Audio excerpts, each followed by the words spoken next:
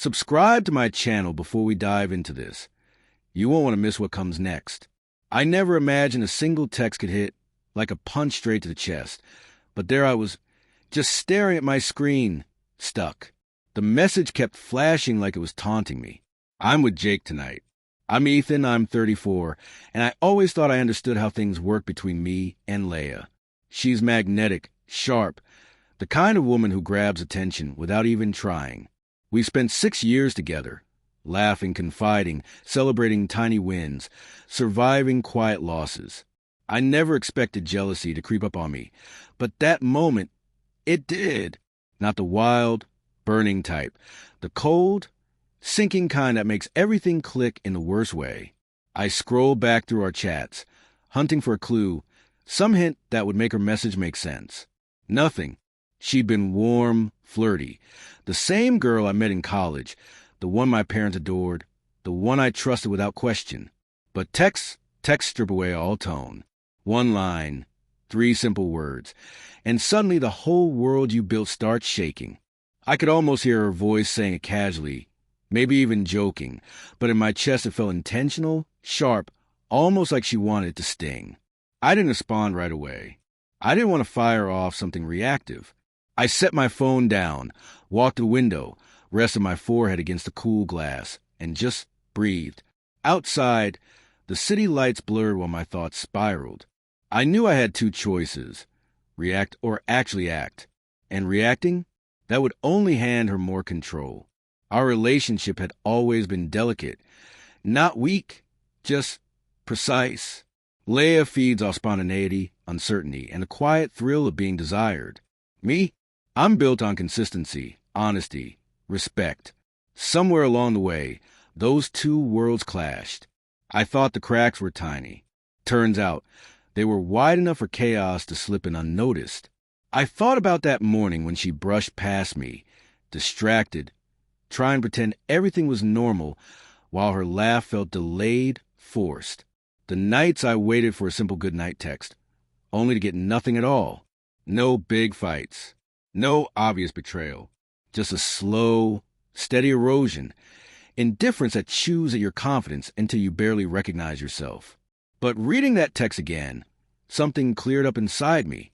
Leia's little move wasn't just about seeing how I'd react. It showed something deeper, a level of disregard I could no longer look away from.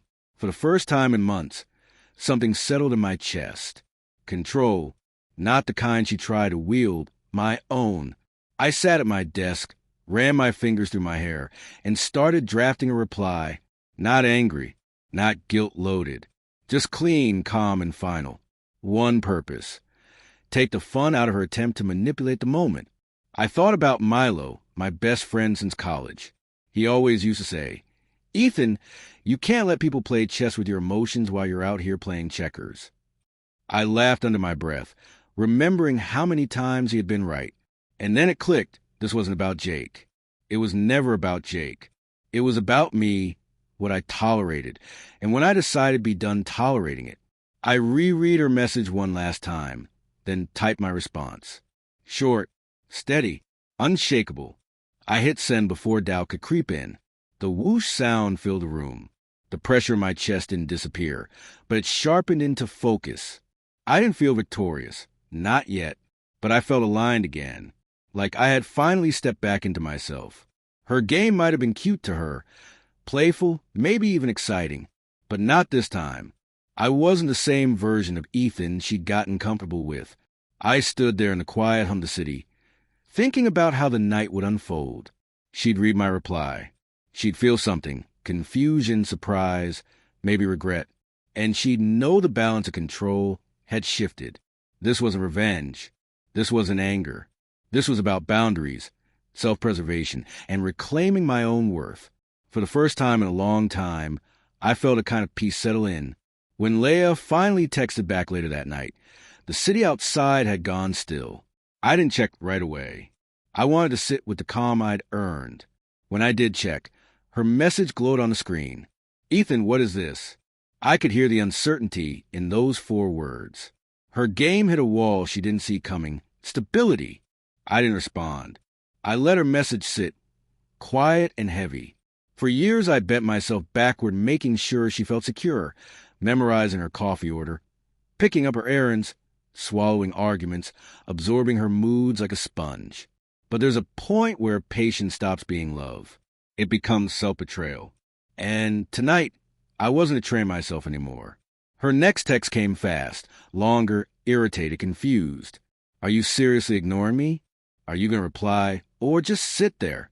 I exhaled softly. This wasn't gloating. This was clarity. I typed, slow and intentional. I saw your message. I get what you were trying to stir up. I'm not playing games with my emotions anymore.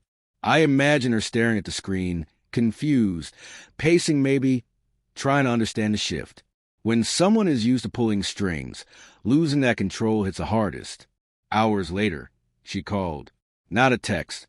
A call, shaky, unsteady. Ethan, can we talk? I paused. Normally, I would have answered. But I'd learned something crucial. Responding doesn't equal resolving. Silence can draw the clearest lines. I let it go to voicemail.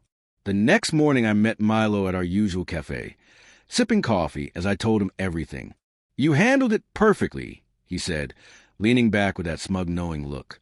Most dudes would have sent paragraphs, started fights, begged for clarity. You didn't. You held your ground. It felt strange, different.